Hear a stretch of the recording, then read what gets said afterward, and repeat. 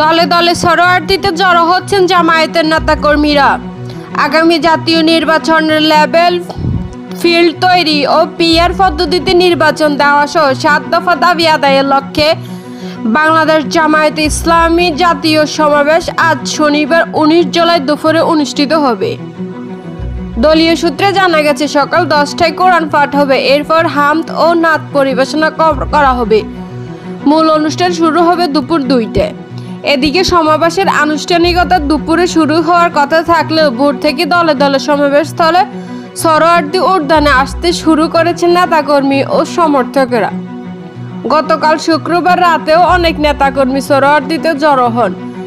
রাজধানীর ফার্মগেট, কারণ বাজার ও শাহবাগ ঘুরে দেখা যায় হেঁটে হেঁটে দলে দলে শরণার্থীতে প্রবেশ করছেন কর্মী সমর্থকেরা। কারো মাথায় বাঁধা, কারো হাতে দলীয় পতাকা, আবার কারো হাতে বাংলাদেশের লাল সবুজের পতাকা। অনেকে আবার দলীয় প্রতীক দাড়িপাল্লা সংবলিত টি শার্টও গায়ে পড়েছেন। মাঝে মধ্যে স্লোগানও শোনা যাচ্ছে।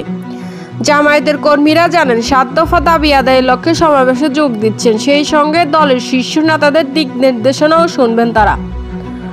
জানা গেছে, জামায়াতের সমাবেশ ঘিরে কর্মী সমর্থকদের জন্য ১০,০০০ বাস ভাড়া করা হয়েছে। এদিকে কর্মীদের নিয়ে ৩০টি লঞ্চ সকাল থেকে সদরঘাটে ভিড়েছে।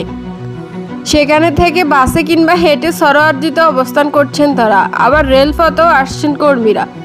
মহাসমাবেশে নেতাকর্মীদের আনা নেওয়ার জন্য জামায়াতে ইসলামী ৪ জোড়া ট্রেন বরাদ্দ দিয়েছে বাংলাদেশ রেলওয়ে কর্তৃপক্ষ।